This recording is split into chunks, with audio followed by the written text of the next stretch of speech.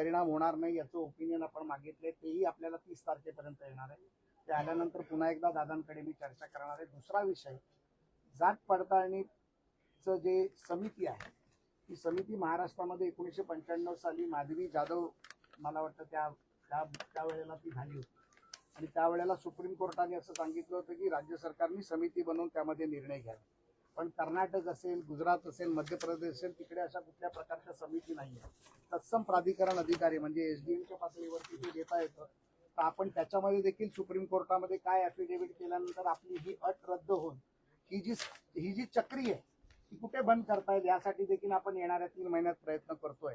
आणि ही चक्री बंद करून आमच्या समाजाच्या सर्व समाजाच्या लोकांना या जात पडताळणीचं जो काही नाहक त्रास होतो हा पूर्णपणे बंद करून ही सरकार तुमच्या बरोबरही भावना देण्याचा आमचा प्रयत्न आहे. दादाची एक मुख्य मागणी होती ती म्हणजे सातारा गॅजेट. सांगितलं ना मी, सातारा गॅजेटमध्ये ॲडव्होकेट जनरल गव्हर्नमेंट ऑफ इंडियाचे त्यांना आपण पाठवलेलं आहे.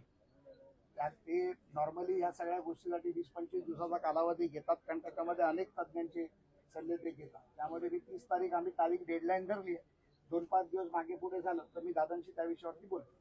ग्रामपंचायत कार्यालयामध्ये या सगळ्या नोंदी कधीपर्यंत नाही, या 58 लाख नोंदी आहेत. जसं आम्ही म्हटलं की त्याचे प्रत्येकाचे प्रिंटआउट काढणं त्याला, कारण दादांची मागणी होती की आम्हाला नुसता गट्टा देऊ ना, आम्हाला ते जिल्हा निहाय, तालुका निहाय, ग्रामपंचायत निहाय करून द्या. तर ते त्याचं काम चालू आहे. त्याच्यामध्ये कक्ष काम करतोय, कलेक्टर साहेब देखील त्यामध्ये म्हणतोय. आपण डिव्हिजन ऑफिस वाईज सगळं सॅग्रिगेट करून देतोय. त्यामुळे ह्याच्या पुढे ज्या वेळेला त्या नोंदी येतील त्यावेळेला तुम्हाला माहिती असेल की अंतरवाली सराटीची जर ग्रामपंचायत आहे तर इथे किती नोंदी झाल्यात, किती लोकांना मिळालं, किती लोकांना नाही मिळालं. मग त्या आता आपण एका गावामध्ये 700-800 घरं असतात. आपल्याला 1 मिनिटात माहिती पडतं की या गावात घरात कोण आहे. एक मोटरसायकलवरनं माणूस पाठवला की त्याला सांगता, अरे बाबा तुझी नोंद आली आहे, तू केलं का. तर या भावनेतून ते काम करायचं.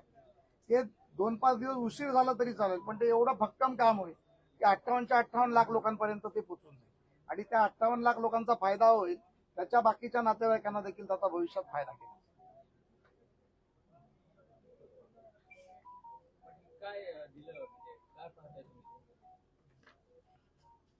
मी तर ज्या दिवशी आपण उपोषण स्थगित केलं त्याच दिवशी आपण सरकारचे मनापासून आभार मानलेत. कधी नव्हे ते पहिल्यांदाच असं वाटलं लाडभाऊच्या माध्यमातून की मुख्यमंत्री साहेब मराठा समाजाचं काम करायला लागले, म्हणजे देवेंद्र फडणवीस साहेब जे आहे ते सत्य बोलतो. त्याने काय होतं म्हणजे